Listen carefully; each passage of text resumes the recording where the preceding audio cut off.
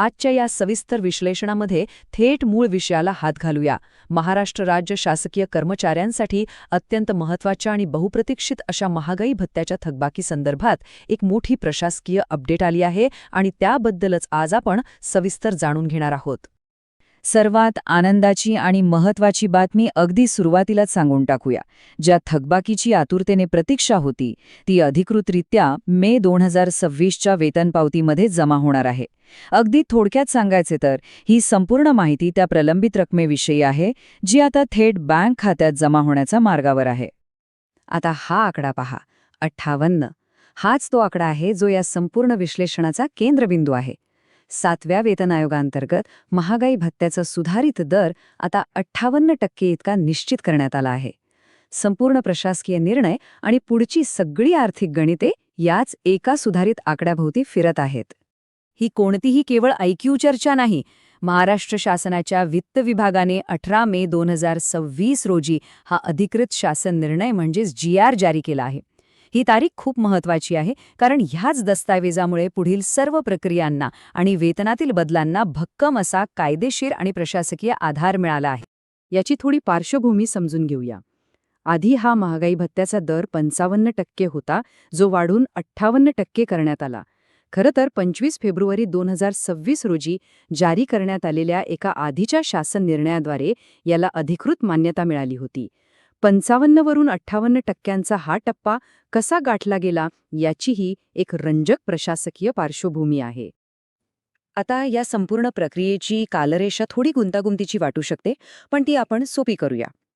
1 जुलै 2025 पासून ही 58% वाढ प्रत्यक्षात लागू झाली. पण 1 फेब्रुवारी 2026 पासून ही वाढ रोखीने वेतनात मिळण्यास सुरुवात झाली.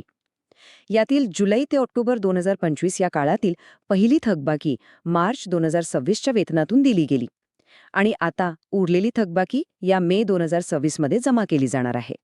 इथे एक साहजिकच प्रश्न निर्माण होतो की मग नेमकं काय बाकी राहिलं होतं? इथेच या राहिलेल्या महिन्यांचा संदर्भ येतो.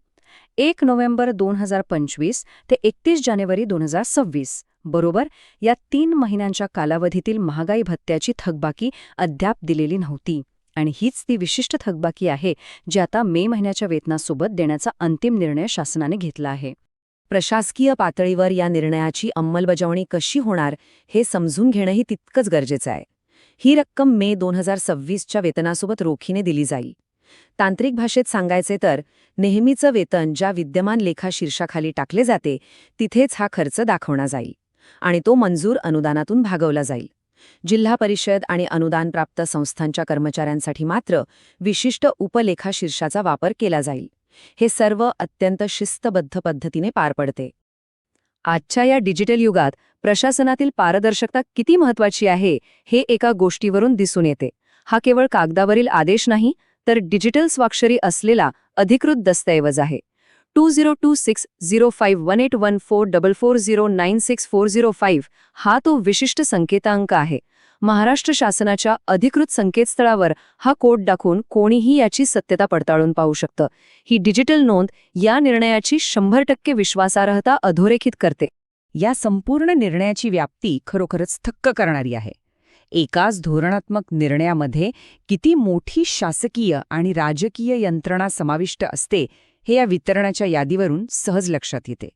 हा निर्णय फक्त राज्यापुरता मर्यादित राहत नाही, तर तो अगदी नवी दिल्लीतील अर्थमंत्रालयाच्या पे रिसर्च युनिटच्या वरिष्ठ संशोधन अधिकाऱ्यांपर्यंत पोहोचवला जातो आणि पारदर्शकतेसाठी इंडियन नॅशनल काँग्रेससारख्या प्रमुख राजकीय पक्षांनाही याची अधिकृत माहिती दिली जाते. ही वितरणाची साखळी इथेच थांबत नाही. पारदर्शकता आणि योग्य अंमलबजावणीसाठी कोकण, पुणे, नाशिक, औरंगाबाद अशा विविध विभागांतील स्थानिक निधी लेखापरीक्षेचे सहसंचालक यांच्यापर्यंत हा निर्णय पोहोचतो. तसंच भारतीय जनता पार्टी सारख्या इतर राजकीय पक्षांनाही या प्रक्रियेची अधिकृतरित्या माहिती दिली जाते. थोडक्यात सांगायचे तर प्रशासकीय माहिती सर्व स्तरांपर्यंत पोहोचवणे आणि सर्वांना एकाच पानावर ठेवणे हा यामागचा मुख्य उद्देश आहे. एका थकबाकीच्या आदेशासाठी राबवली जाणारी ही अवाढव्य आणि पारदर्शक यंत्रणा पाहिल्यावर एक महत्त्वाचा प्रश्न नक्कीच उभा राहतो.